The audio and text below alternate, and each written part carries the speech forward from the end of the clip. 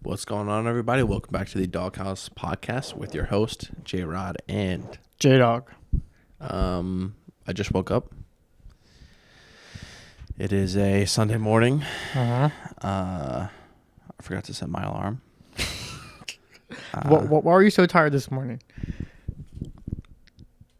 Any particular reason? Or just you normally have an alarm to get up?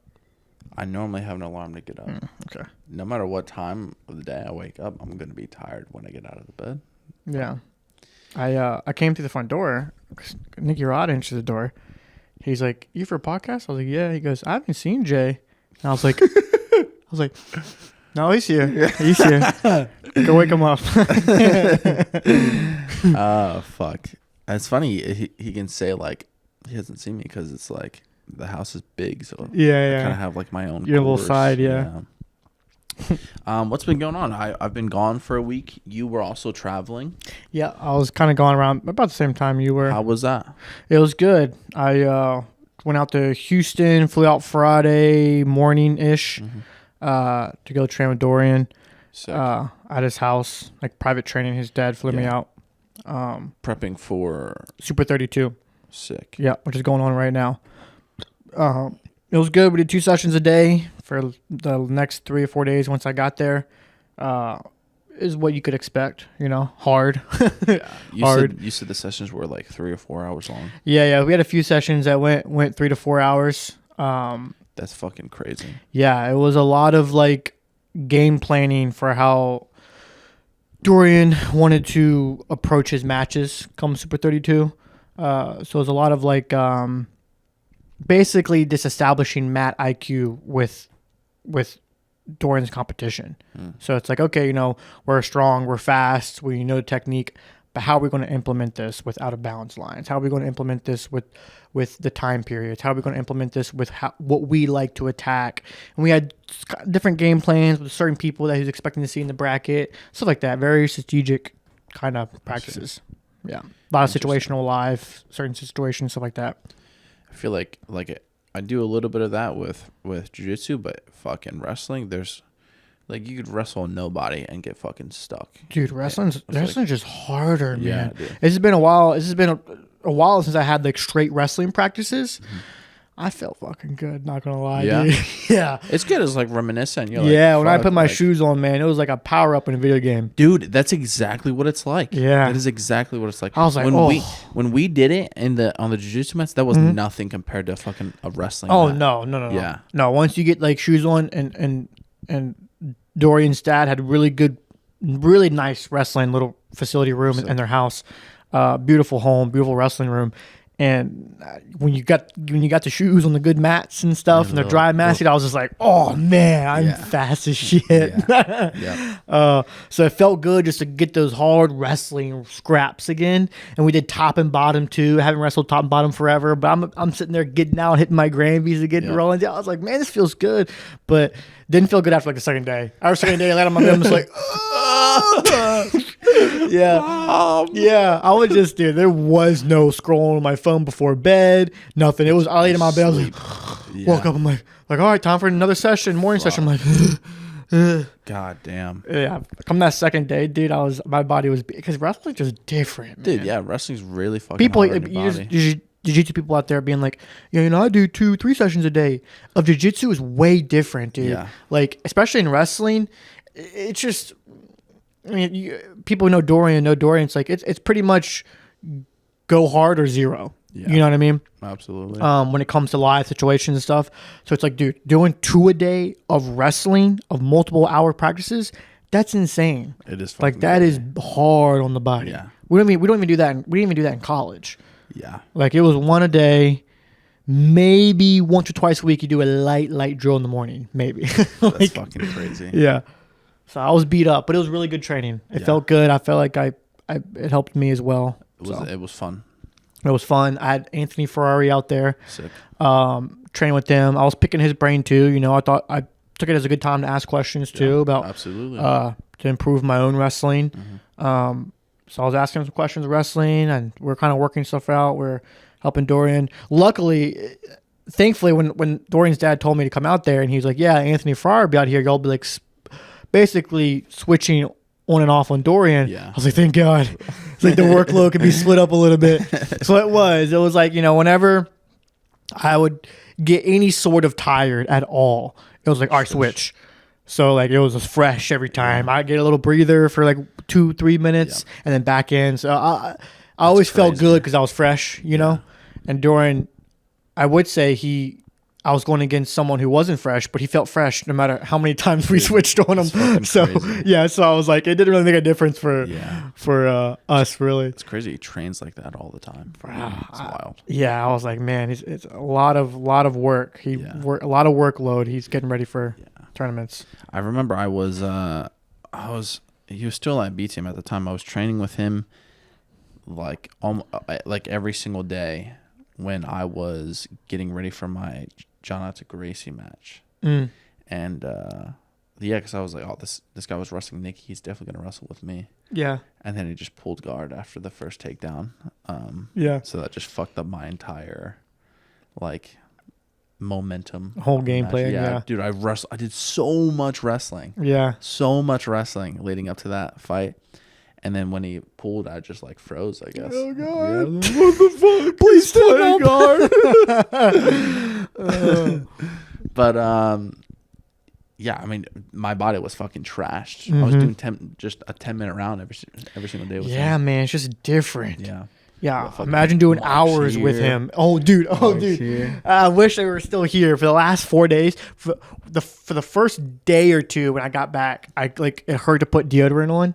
Yeah. Because, dude, you know how he is. So it's like, man, imagine hours every day, multiple times with him. Just I was ripping the raw. Yeah. And one of our last goes, I was there. I made sure to, I kind of got him back a little bit. He'll tell you. I was like, I fucking I was just yanking on that thing, and he's like, I was like, yeah. I was like, come here, like that shit. Yeah, I was like, you like that? Because, dude, his grip was just, he was just on my ass with that, man. Got a gnarly fucking grip on this. It's good. I started doing it because he started doing it to me. I obviously saw DeSanto do it before anyone, and I was like, it's just his thing. And then I'd feel when Dorian would do it on me, and I didn't care about it hurting. That doesn't bother me. It gets an angle. It's just effective. Yeah. It's effective. Yeah, it gets a fucking angle. Yeah, he gets an angle and he slips it well. He can, or it doesn't slip. So he can get that angle well and it has the grip. And I noticed it whenever he would pass me by, it felt sticky. You can't fucking retract your elbow. Yeah. And he does it very really well. So I was like, let me try doing this. Yeah. And I started doing it, especially with the rash guard. Rash guard, bro. It's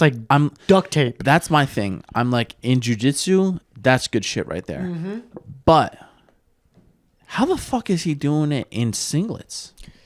Yeah, that's slippery skin. That's crazy. So he's still using just pinching the skin. That's crazy. You're digging your fingernails in there.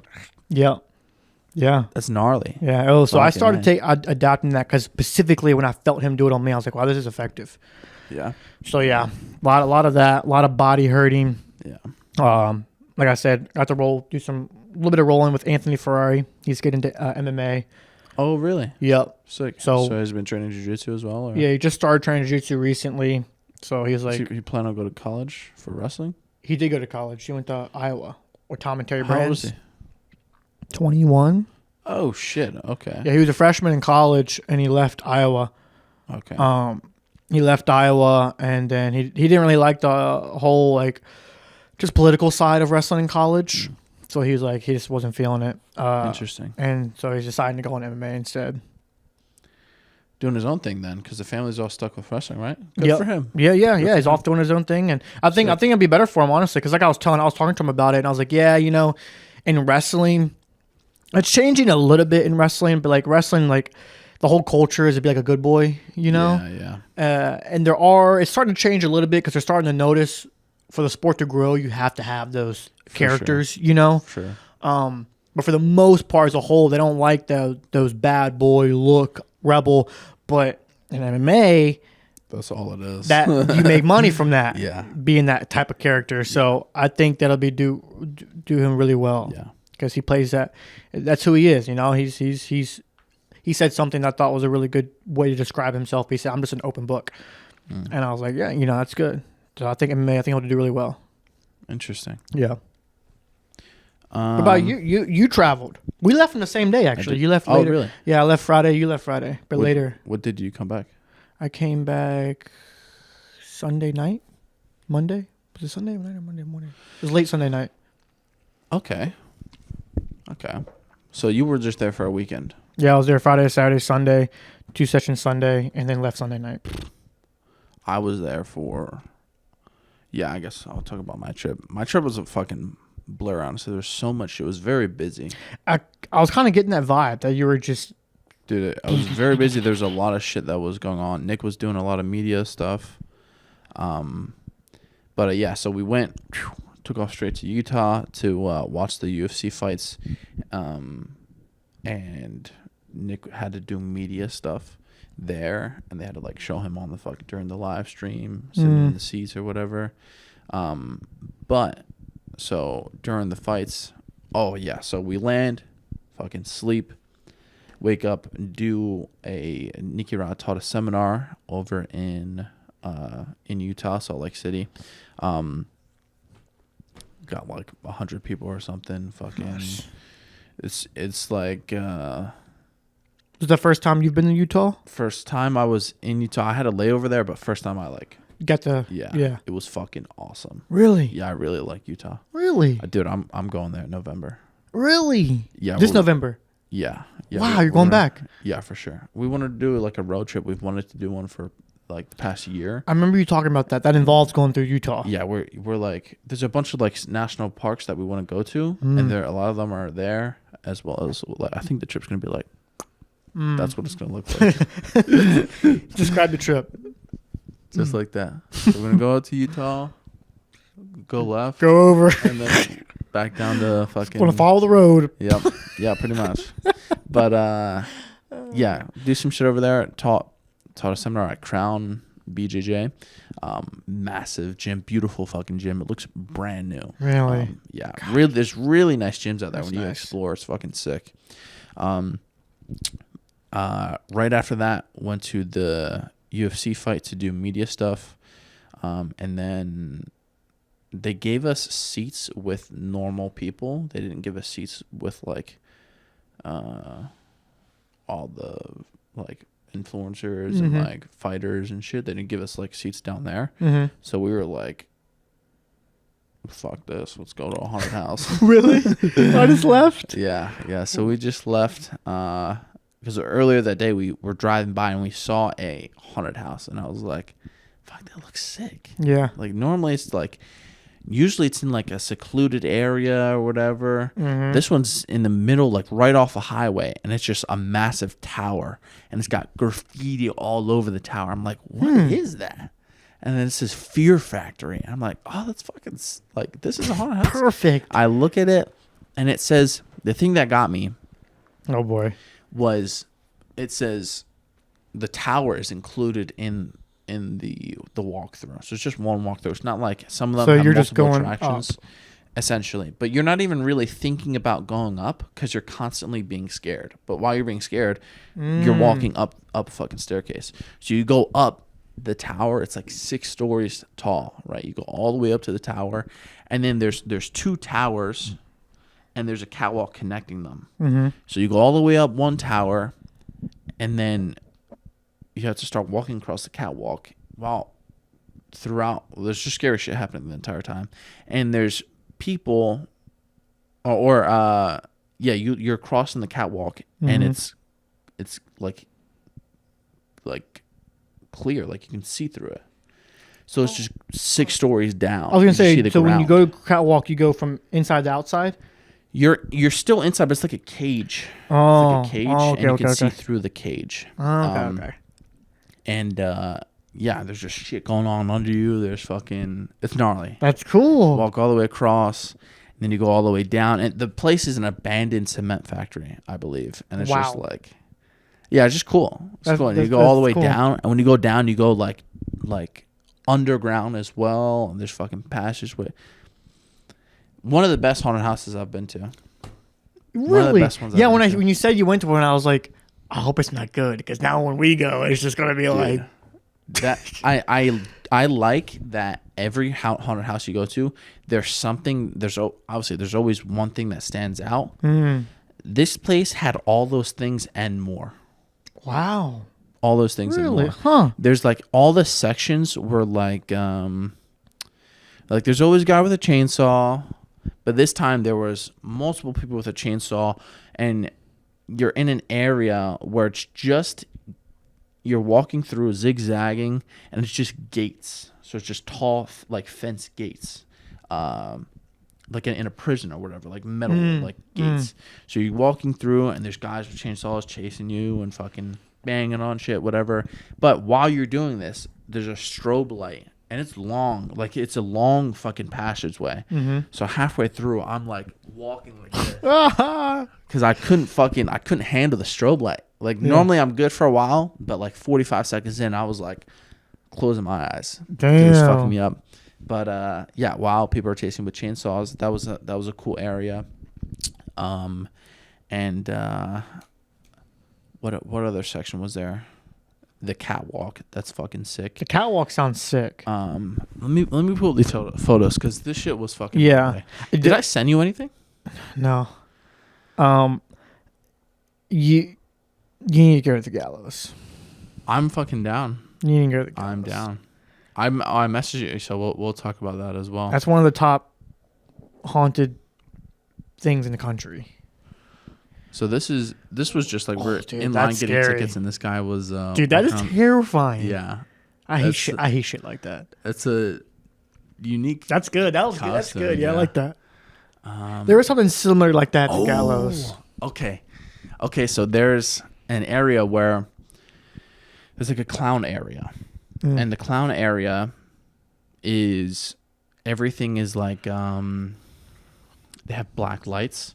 And everything's painted in neon color, so everything's glowing, right? So it's gnarly. Ooh, this sounds so cool. Also, the moment you walk in there, you open up the door, and there's a clown sitting right there. And he's like, "Here, take one." And he gives you glasses that you have to wear throughout the entire like walkthrough of the clown area. It sounds very immersive. It's very immersive. Yeah. Very immersive. The fucking what was it? Yeah, and it's like distorting, so it's fucking with you. You can't like see all the way, and then everything's also like hyper neon because it's like the glasses. Sounds like an Outlast Trials. Type of like something. And Trials that would have like screwed the glasses to your face. Something like that. Yeah. But yeah, that was a cool area. And at the end of the way, there's a clown at the end, and he's like, "Give me the glasses back." Give me the glasses, and I was like, "Can I keep these, please?" But I couldn't, unfortunately. But with that being said, also they have the classic like spin thing where it's like a catwalk you walk through, but the thing is spinning around you. Yeah, so it's fucking you all up. like Yeah. fucking up. Yep. And then those mess with my brain. I love that shit. Yeah, that was at the 13th floor in San Antonio. We went through that. It was like, whoa. Yeah. And then the last thing was I call it a rebirth. So. Oh boy, you have your own name for it. Yes. I walked out and I was like, we were just rebirthed. We were reborn. Oh, this from the trials. Pretty much. That's a term from trials. Yes, we were reborn. Wow. Essentially, we were reborn. So. This was not a haunted house for Jay. This was like a real life character development moment. He loves these things. So. Go through everything, all the things that I explained and more, and we get to an area where there's a door, and you enter the door. There's a guy that says, before you walk in, there's a scary guy. He says, before you walk in, keep your hand on the wall, keep your right hand on the wall, and just walk straight. And I'm like, what? What's he saying that? And then I get in, and it's just black. Oh, it's just black. No. And not even is it just black, but it's foggy as fuck. So any sort of light is distorted because the fog is so thick. Yeah. So essentially what it was is a shipping container. They put you in a long ass shipping container, and you had to hold your hand on the wall and walk all the way through it, right? But that's terrifying because you're yes, like waiting there. for something to happen, or waiting for the wall to like disappear. Yeah. And we walked through, And as you get closer and closer to the end of the shipping container, there's also a light in there that gets brighter and brighter and brighter. Bro, this place sounds sick. It was fucking awesome. But also, it gets so bright that it's like it's hard to open up your eyes because the fog is also accentuating the light. Wow. Like it's like when it's dark as fuck, and when it was bright as fuck. Like I was like closing my eyes almost because it was so bright. Jeez. Or squinting my eyes, and I'm getting close to the end, and I don't think Nick was holding the wall because all I hear is in the distance, Jay. And then I turn around, and all I see is his hand poked through the fog. He's like right here, and I can finally see his hand. Help me! And I just grab his wrist and walk all the way through. But dude, that shit was fucking awesome. It was awesome. That is awesome. You know, he was like trying. You know, he did not want to call for your name. He wanted to try and last as long as he could. Yeah. To the point where he's just like, I don't know where I'm going, Jay. Dude, it's scary. If you don't put your hand on that wall, you're fucking lost done. in there. Yeah. Like obviously it's a linear thing, but you don't know it. You don't when know you're it's going linear, in there. yeah. And it's like, yeah, it's fucking awesome. That's scary. It's awesome. I'm so good. I bought a shirt from Okay. there. I was like, I need this. Did you get it? I bought a shirt. Oh, you from did? there, Okay, yeah, okay. Yeah. You would like the gallows then, because the gallows are just Yeah, that's right. So it's indoor and outdoor the whole time. oh, really? Yeah. Yeah, I like the previous ones I've been to. It's like a lot of them have multiple attractions. So like when I go home, I'm definitely gonna go to the Penhurst the Penhurst Asylum. I think I've told you about this, but it's just like an abandoned asylum, and they turn it into a haunted house. So they have a bunch of attractions and stuff, which will be fucking awesome. But with that being said, Yeah, I'll be in dude went to Virginia. the UFC event, Las Vegas, Yeah. UFC Fight Pass, and as you can tell, you could hear who his favorite part was the whole trip. Yeah, that was absolutely my favorite part for sure. Yeah, and then after Utah, we went to Vegas. Pretty much did media stuff all the way through. Nick had almost something to do with the UFC every single day, as well as doing Simple Men podcast. So we did a podcast with Marab. Were you on that one? Did you? I was on the one with Marab. I Nice. wasn't on the one with Aljamain Sterling, because they did that shit too early. They were like 9 a.m. I was like 9 a.m.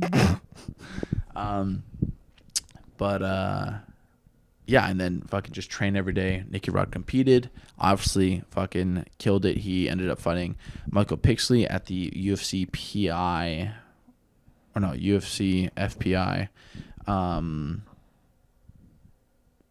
8.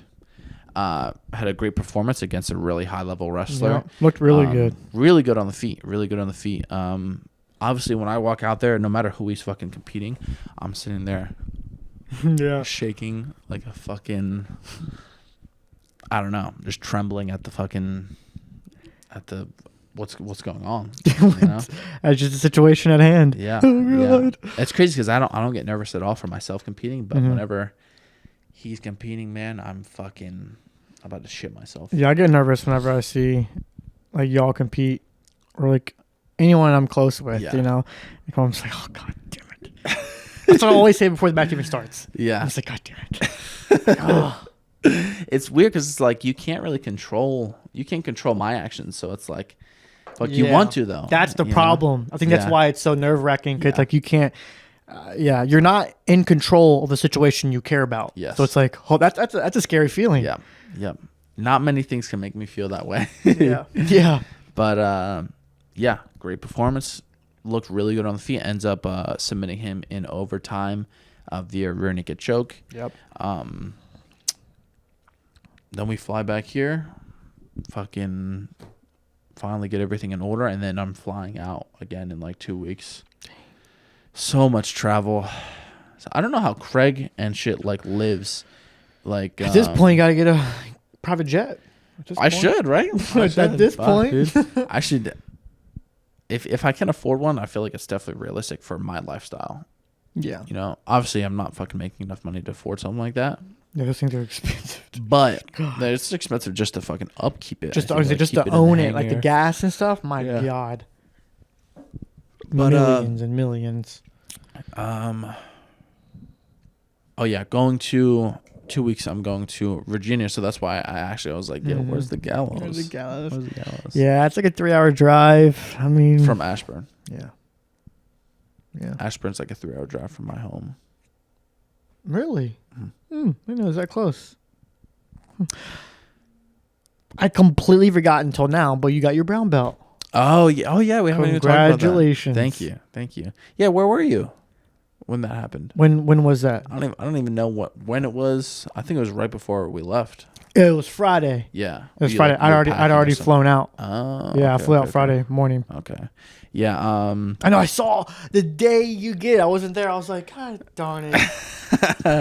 Darn it. Yeah, we were talking about it on the podcast, I think, right? We're talking about. Yeah. I'm not saying I gave a fuck. I'm just saying I would have liked to have been there.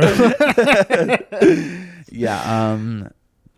Oh yeah, we have to do something this week before the next podcast. We have to go to a certain place in order to prepare for the next podcast. We have to. You're right. Yeah. Yeah. Can't tell you guys, but it's gonna be a nice surprise. We're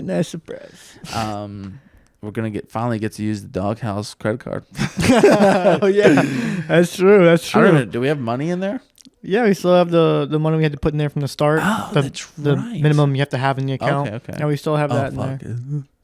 I hope it's still there. I hope it's still there.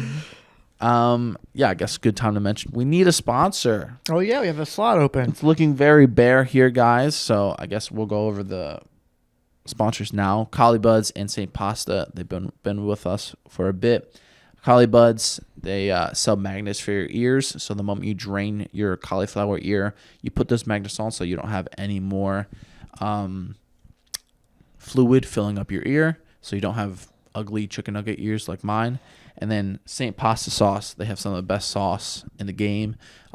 They have they sell their stuff in like batches. So they don't just always have stuff for sale. Their stuff sells out very quickly. So in order to get your hands on some of their sauce, you have to sign up for their email listing and then go from there, keep up to date and whatnot so you can get the latest news on the drops. But with that being said, we need another sponsor in order to stay afloat because we are operating at a negative right now. And we cannot continue doing this. Don't tell them that. Don't tell them that. Yeah, fucking staying busy. You're doing a seminar as well soon. In November? Yeah, November 23rd. Sick. Yeah, I might have 2 out there. Over in Jersey. Yep. Fuck yeah. So that'll be cool. I'm not sure what part that's in. I just know the gym name, but I'm assuming it's North Jersey. Probably. Jiu-Jitsu is a lot bigger in North Jersey. Okay, then yeah, probably out there then. Yeah, so that'll be cool. Yeah, I'll take any excuse to go to South Jersey. Though South Jersey and North Jersey are 2 very different places. Where do you live? South Jersey. That's South? Yeah. Yeah, South Jersey, fucking farmland and yeah, it's nice. Small towns. Who gave you your brown belt? NickyRod? NickyRod. Yeah. NickyRod gave me my brown belt. Dude, I didn't realize how many people care about that. It's I posted Don't tell me that. I posted a picture of it and people are like, it got so many likes. It's a big thing. Do people love the belt? It almost got 20,000 likes. Yeah, just a picture of a belt. It got 19.8 thousand likes, but my photo of me with In-N-Out, that shit got 19.1. 19.1. Yeah, and that was right after ADCC. That was good. That was right after. I was like, oh shit, this is good. Like, this is going to do well. I really wanted to hit 20. Yeah. 20,000 likes would be sick. But then your belt. I posted me holding my brown belt like this. And people were like, yeah. But yeah, I guess it's fucking gets more traction, I guess. You know why? Why? Belts matter. Belts matter and people can relate. People can't relate to a silver ADCC medal. I see. They can relate. That's a good point. They can relate to getting their brown belt. That's a good point. Yeah. So that drives more like comments and shit. Like, oh, maybe I saw someone was like, oh, maybe I need to like turn my black belt in. Stuff like that. But that's what I was like. I put on my story. I was like, about time, fucking sandbagger. yeah. What's your belt? Purple. Yeah. Purple Yeah. belt. I mean, I'm like a black. Very dark shade of purple. Very dark shade. What's do you have any competitions coming up at all? Yeah, don't you have like pans? I was still debating on doing pans, to be honest. What's the debate for? I wanted to go registered, and it's $200. See, IBJJF fucking scam, dog. Last IBJJ, which I have the money, I can pay for. It's just the idea of just like retarded. Yeah, it's just hard to pay money. Yeah. When it's like something I've been doing my whole life, you know, and it's like, am I still paying $200 to go do this? Yeah. Like, Jesus. Also, you don't really gain too much. Yeah. How many people are fucking Pan Am champs? Yeah. How many people? I don't know. Probably. Like, I would rather pay for ADCC trials over. Yeah, that's why I had no problem paying for ADC trials and cutting over 20 pounds for that. Because I was like, you gain something from it. Yeah. You win trials, you lose at ADCC. You still have, oh, fuck, that's a trials winner. Yeah. So I saw it was like just about $200. And I was like, oh, God, that's just hard to pay for a tournament. So I still have some time to decide on that. But yeah, I had the main character. That was November 20 thing. Yeah, that was November 25th. But you'll be making money doing your. I was going to say, I was like, when he first asked me to do a seminar, when he said 22nd, I was like, let me think. I told him let me get back to you because I had the main character that day, but I was like, bro, money. A big chunk of money or one match. You know, I was like, at this point, I got to make some money. Did you ask him like, oh, well, could we do the weekend before or the weekend after?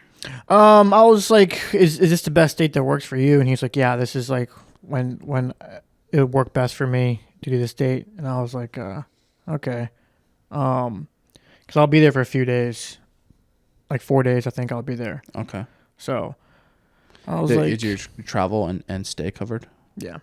Fuck yeah. Yeah, everything's covered. Fuck so I was like, at this point, I would rather make money. Yeah, absolutely. You got to take advantage. Yeah, make money. So we'll see. Yeah. See how the whole. I'm in the same fucking boat, dude. They're like, people are reaching out for fighting in December and shit. It's like, I'm not gonna have a camp because I'm doing a road trip in November. Yeah, fight December for X amount of money, or do another seminar tour, make bank. You know what I mean? It's like exactly. Yeah, it's like if you guys aren't gonna offer me more than what I'm making doing this seminar tour, yeah, get fucked. Get fucked. I'm not. Why would I do that? It's kind of true, dude. It's like so much more time to compete. Mm-hmm. Like I have to take 8 weeks, get ready 6 for to 8 it. weeks to get ready for cut weight possibly. Exactly. Like, here you show up into a building with In-N-Out Burger and just make bank and be like, all right, next. You know, literally, that's chill. Yep. Which you've earned the right to be that way because of your competing. Of course. But still, you've gotten to a point where it's like, now I don't have to compete. Yeah. Unless you pay me. I want to compete. Yeah. I really do. I think I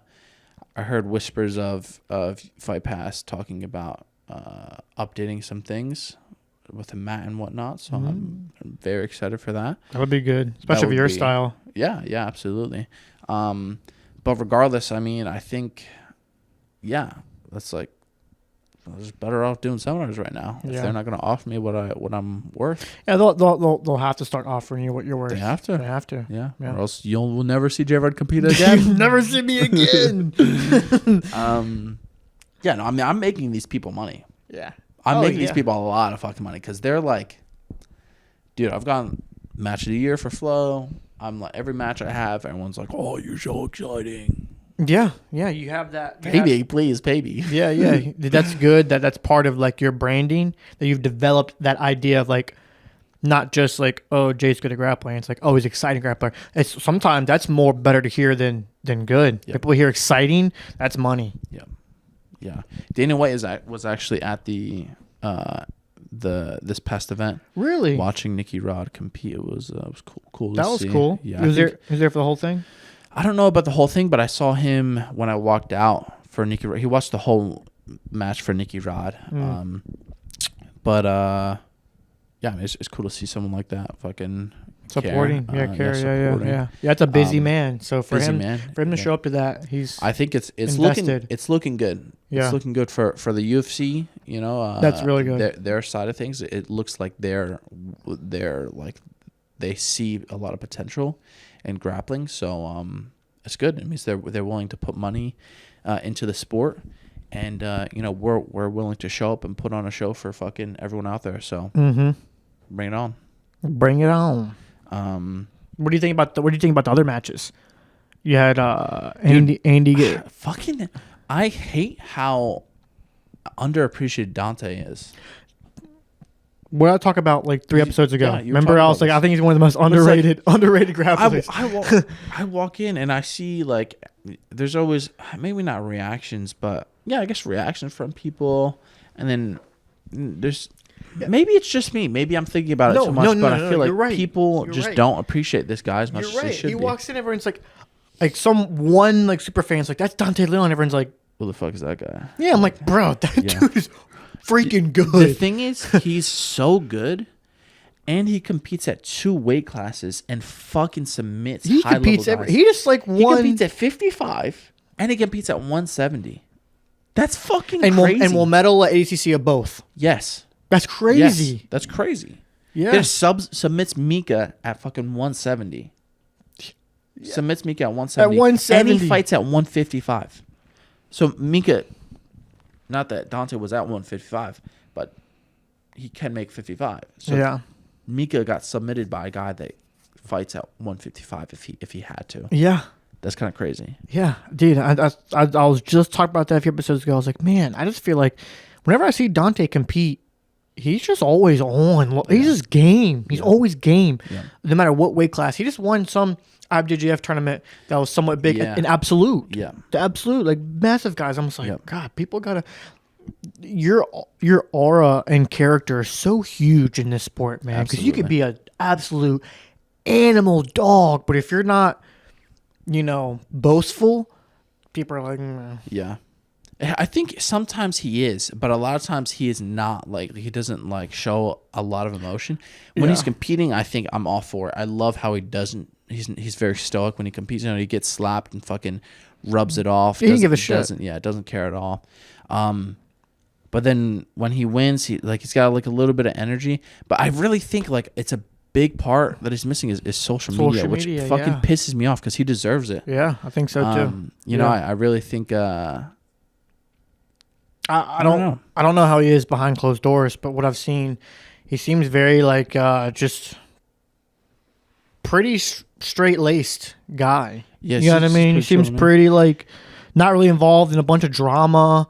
Just he was one of the first high level guys that I ever trained with. Really? Yeah. So he came into my first gym and taught a seminar, like maybe a few weeks or a few months into me starting jiu-jitsu. So when they did that seminar I trained with him, he fucked me up. Yeah. And I got like a taste, and I was like, wow, like this is wow, like fucking have a long way to go. Yeah. It's almost like almost deterring a little bit because it's just discouraging. Discouraging. Yeah, I have like got a long way to go. Yeah.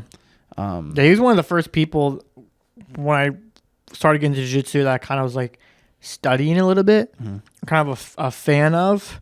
I wouldn't say a fan. I'm never a fan of anybody because I don't like someone just to like them. I like them to learn something from them. Yeah. That's not really a fan. That's more of just like a, I'm learning something from you. There's a specific reason why I want to watch you because it must be your mindset. It must be your style. There's a reason why. I just don't like you because, I'm a fan. Yeah. But when I was kind of, I would say, studying him and his mentality towards jiu-jitsu and stuff, I listened to a podcast of him on there like way back in the day. And I believe he used to be a hockey player before he got into jiu-jitsu. Wow. Yeah. Yeah. He's from Canada.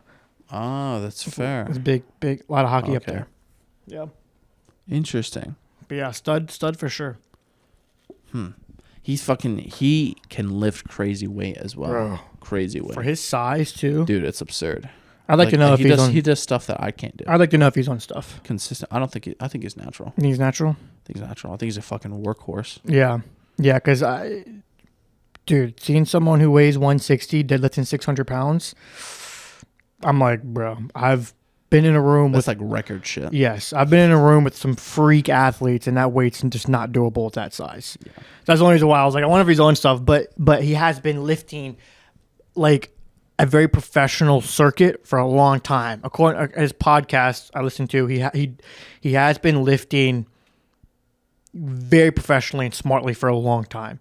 So okay, he knows what he's doing. You know what I mean? He's been, I'm sure, working to those numbers for a long time. Yeah. But yeah, he subbed Andy. Subs Andy. Those his guillotines are apparently like one of his go-tos. Yeah. His guillotine. PJ Barch versus Canuto. That was a good match. Submits PJ the same way PJ submitted Canuto. Yep. In their prior fight. Canuto's good, dude. He's a dog. He's good. I feel like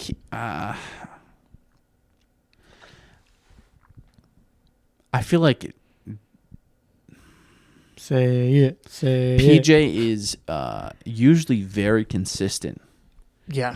With his competitions, and he was talking to me. He was like, "Yeah, I just didn't take this one seriously." It's like just after ADCC and whatnot. So I wonder where his mind is at with everything. Like, how long does he plan on competing? Someone was telling me, I think it might have been Tony or someone, but someone said like he was thinking about like retiring or just kind of backing off a little bit. I don't know. I guess we'll see. I mean, he's very good. He leveled up so much from I feel like from fucking 3 years ago to the point where he, his competition at ADCC taking out JT at 2022 ADCC, and then fucking people think he arguably beat Mika this go around too. Yeah. Oh, he's good. He's a dog, dude. He is a dog. He implements his style very well. Yes. That's what makes him good. Yeah. He doesn't do anything crazy like, oh, he's a really dangerous leg locker or he's a really dangerous back taker. He's not like super, super dangerous anywhere, but where he's good at, he can always be consistently good there. You know what I mean? Like, yeah. Implements his style very well. Yeah, and he just like usually shows up pretty consistently as well. Yep. We are interrupting the broadcast to announce our partnership with Saint Pasta Sauce. Today we're going to be going over the dog's favorite meal, right? Starts with some ground meat, preferably bison, grass-fed, 100%, as well as some spaghetti, right? Any pasta you want, but for today we're going with some classic spaghetti. And last but not least, the essential Saint Pasta sauce. Why Saint Pasta, Jay? Why Saint Pasta? I'll tell you why. Let me hear it. Alright, so firstly, there's no added sugars or preservatives, and they're made fresh with California tomatoes. Secondly, their sauce is slow cooked for 3 hours. No other sauce does this in the business. Saint Pasta Sauce releases one batch per month, and they're always selling out. So make sure you guys subscribe to their email list so you guys can stay updated on the releases. If you guys want free shipping on your first order from Saint Pasta Sauce, make sure you guys use code Dawg House Pod. That is DAWGHOUSEPOD. Dawg House Pod for free shipping on your first order. Make sure you guys check them out. I'm gonna hold it some, okay? You have to put it all the way in. Okay. Okay. Just breathe out if. Mom, can you just do it? I know I shouldn't curse in front of my mom, but cauliflower ear sucks. I use Caulibuds ear magnets. I really wish I would have had these magnets, but my ears were messed up. These keep my cauliflower ear at bay. They're the original and best quality cauliflower ear magnets on the market. Step 1, drain your ear. Step 2, pick your buds. Step 3, put them on your ear. Make the right decision. Invest in these Caulibuds so your ears don't look like chicken nuggets like mine. Check them out on Amazon or Caulibuds.com. Add ears. Train with your buds.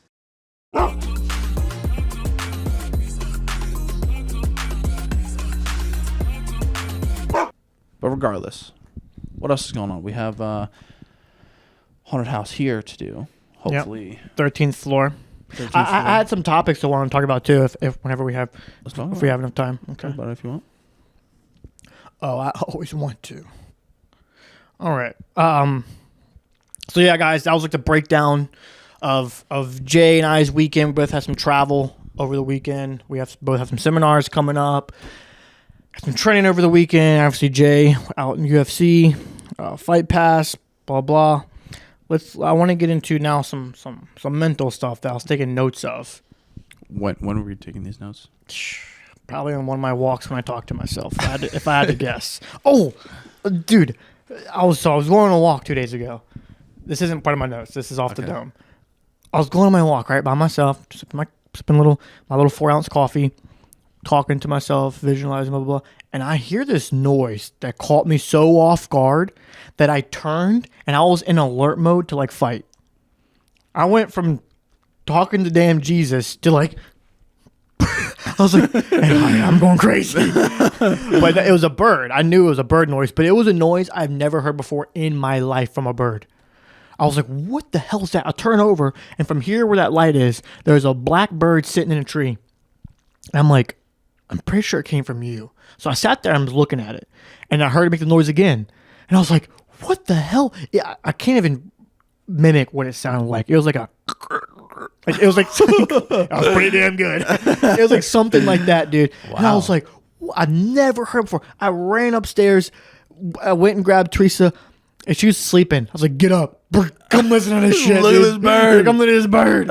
I was like, I bring her downstairs, and she's like, what? I'm like, stare at that tree right there. Within 10 seconds, I did it, and I was like, what? And she like vouched for me. She's like, what? Like, that's such a weird noise. Wow. And yeah, and Maybe I had some battle scars. Something, dude. It was doing it as if it was doing it for a reason, as if it was like a call or something. I've never heard a noise in my life ever from a bird. And then a day later, we go back out there and he's there again, same tree. Really? Yeah. And same noise. Same noise. Wow. And I was like, this is weird. Anyway, that was just a little tangent. I thought it was so cool. This is why you go on walks in the morning, guys. You never know what you're going to come across. You don't know what bird you're going to see. Or what butterfly, dog shit you're going to step in. You never know. Exactly. All right. So, I had an interesting... Okay, so first I want to talk about this thing I heard about describing... We've talked about this before, but I like the way this was described in this specific video about luck. Like, is luck real? Some people would look at you and your career, or look at me and maybe what I've done in my life and be like, oh, you're just lucky.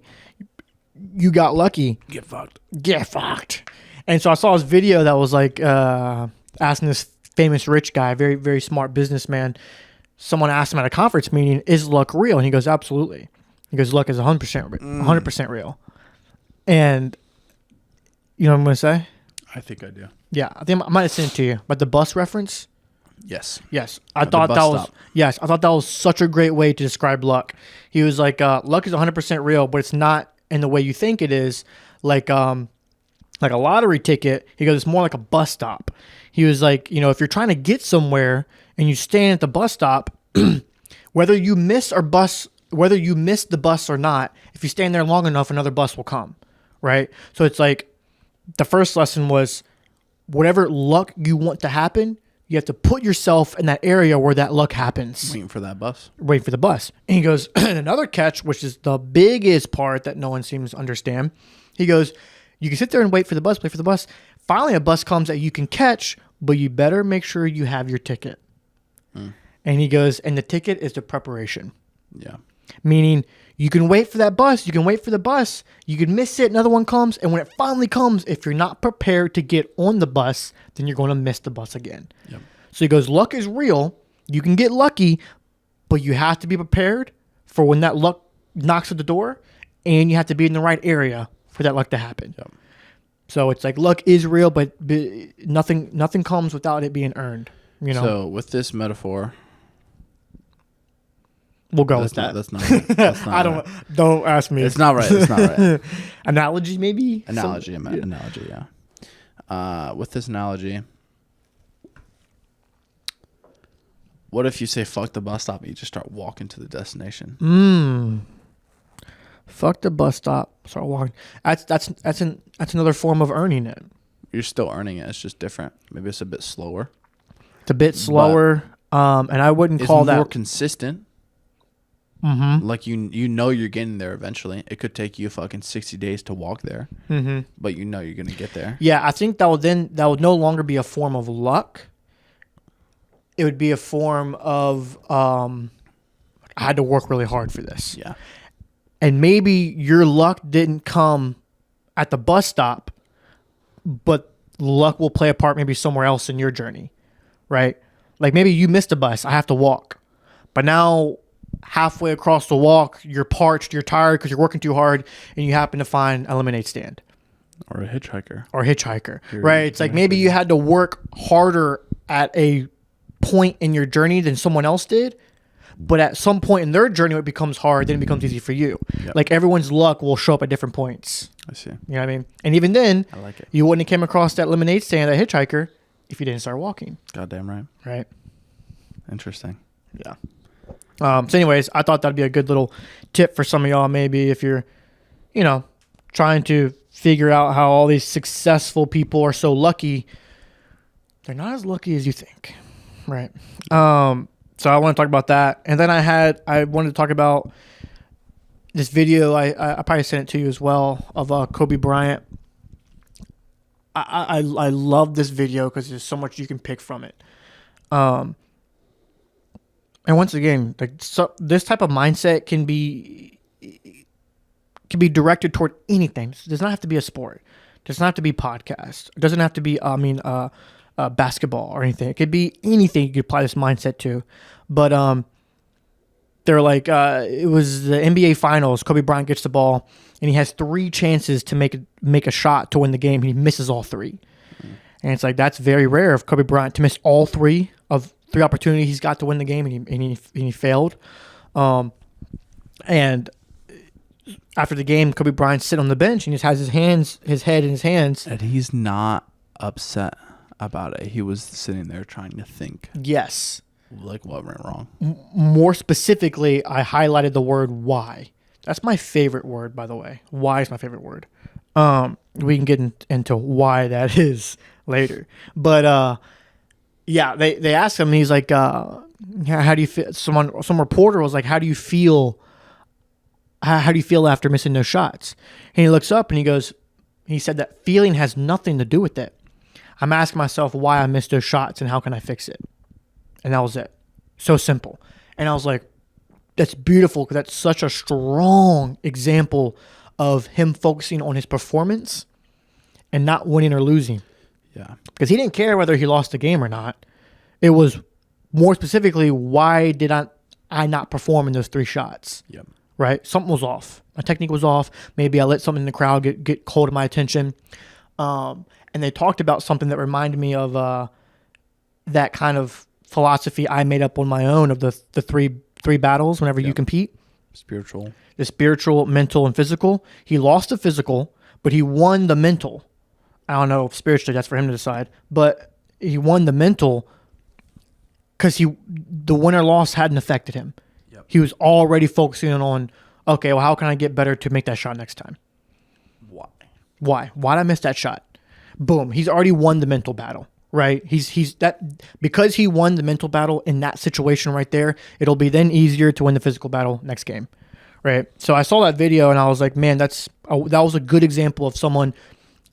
Even in the midst of losing, the game hadn't even been over for freaking 2 minutes yet, and he had already conquered being sad about, oh, we lost in a win. Like, who gives a fuck if you win or lose? Why'd you miss the shot? Yeah. That's what we need to care about, your performance. How can we fix this? Yeah. And so I was like, man, that's a great example. And so to kind of give y'all reference to, I mean, if you're opening up your own business, if you're trying to learn how to ride a bike, whatever it may be, focus on why you're failing, not on the fact of that you're failing. You know what I mean? So it doesn't matter if you're failing or you're succeeding. It's why am I succeeding or why am I failing? If you care about actually succeeding. Yeah, if you actually care about that, then you have to focus on more on why am I failing or even why am I succeeding. It's good to take notes when you're doing well as well. Absolutely. So you can always look back and be like, okay, why did I do good at that tournament or that situation, but not now? Absolutely. So you take notes of like when you were successful. I think it's a good habit to get into as well. So many people, when they lose, want to go back and study film. Study film when you win too. Absolutely. And take notes on like, oh, why did I do so well in this tournament, this match?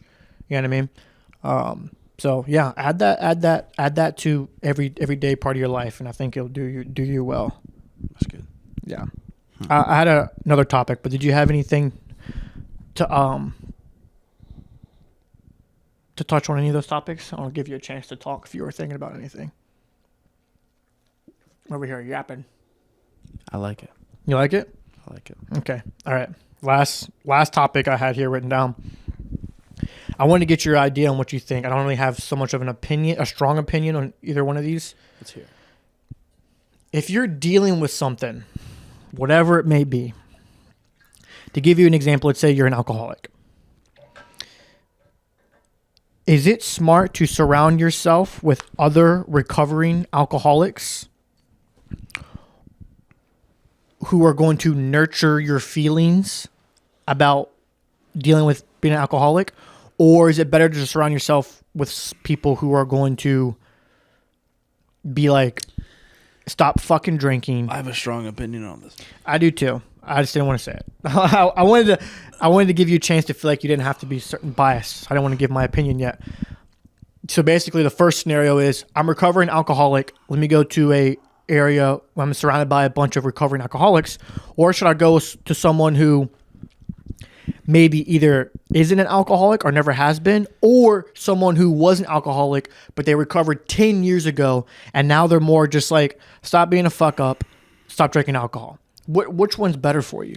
You're saying like the accepting, like, it's Yeah. you're going to do okay. I wouldn't say accepting it, but people being like, I caved today and I had alcohol, and they're like, oh, it's okay, we all understand.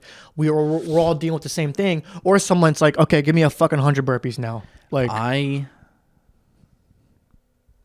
this reminds me of the meme where it's like it's two photos, like the carousel or whatever, where it's a photo and then you swipe and then it's another photo on Instagram. Mm-hmm. The first photo is girls talking to their fat friend. Yeah. Oh, and they're all yeah. like smiling and whatever.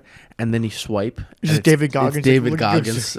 Freezing cold. He's got ice hanging from his beard. Yeah, he's just fucking disappointed. Yeah. I think that's how it should be. Yeah. I think that's how it should be. I feel like that's how maybe it's just what we get from wrestling. Mm-hmm. But I feel like that's how I was, like, that's how I grew up. Yep. You know?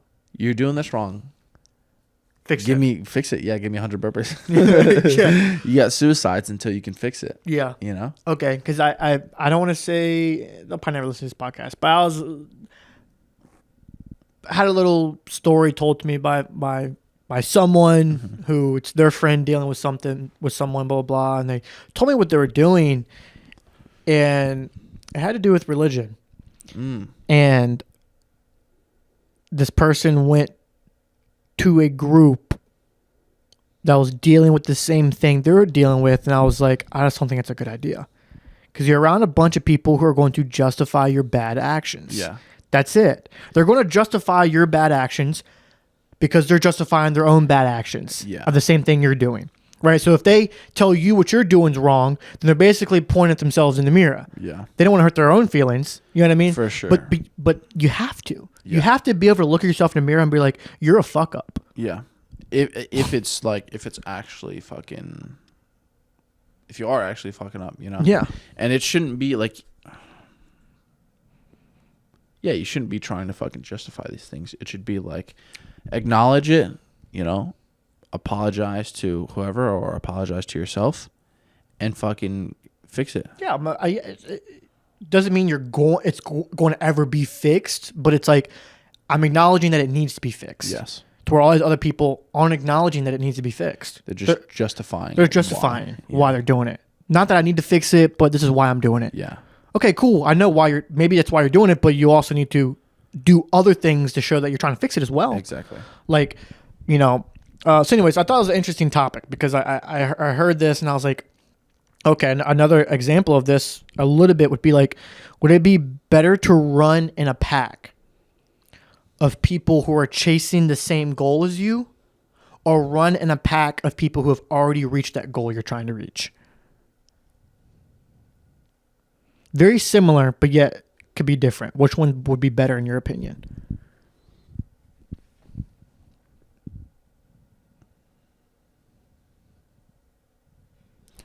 I think running in the pack with people that are trying to achieve that same goal as you. Okay. Forces you to fucking, like, this is the easiest like comparison. If you're training at B-Team and you want to become one of the best grapplers in the world, you train there every day and you're going to be forced to run at their same speed. You're going to be forced to train at that level every single day, and eventually you will train at that level if you stay there long enough. I agree. Whereas if all of you have already achieved these things, some people aren't as hungry for these things after they achieve it once, or have a bad performance, or true. They're satiated, they're happy, they're content sometimes. And I don't think, like, those people that are trying to achieve that goal, they're never fucking satisfied until they get it. Yeah. And then there's another level of it, which is the people that aren't necessarily trying to achieve that goal. It's just the people that are trying to live that lifestyle, which is I feel like that's like the ultimate kind of like checkmate almost of it just being like,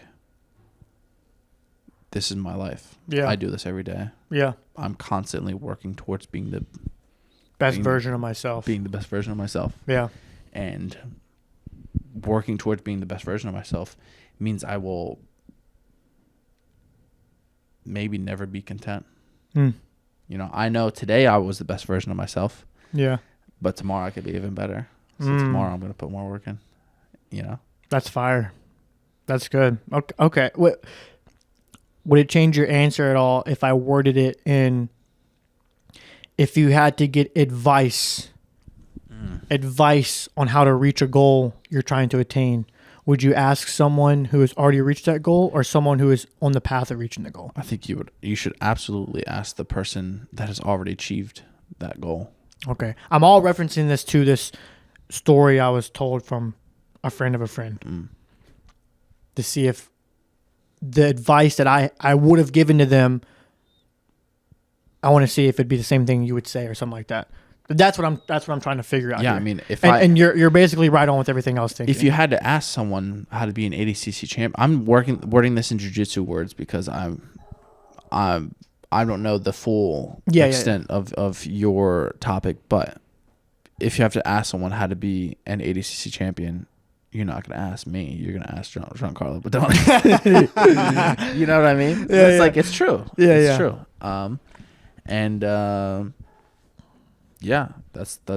That's why would you ask me? Yeah.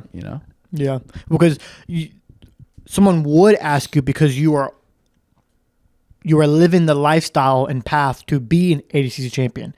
So you still have your own merit. For sure. You know what I mean? For sure. So it's like... But if you had to choose between the two, it's an easy pick, I feel. Yeah. You'd have to go with the person who has done it. Please ask me. Jay like walks in tomorrow. I'm like on the phone with Giancarlo. You put him on speaker and he's like, "Well, actually, you have to do this." Just call him right now. You wanna close this one up? Yeah, that was actually my last topic. All right. Yeah, I like it.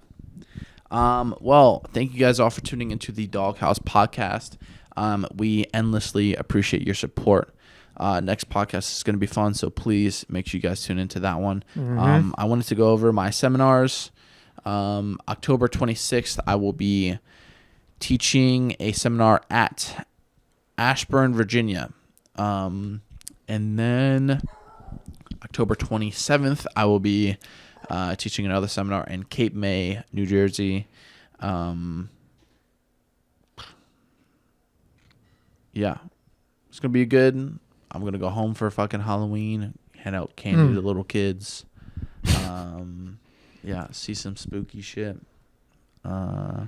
Are you going to put your info down for the. Yeah. I'll be seminar out at Bodega Jiu-Jitsu in New Jersey. I think that's North Jersey. Could possibly be doing a second gym as well while I'm out there. That'll be to be determined. But for right now, for sure, I'll be at Bodega Jiu-Jitsu November 23rd. So I'll see y'all there. Sick. All right. Well, thank you guys all for tuning into the Dawg House Podcast. See ya. Peace.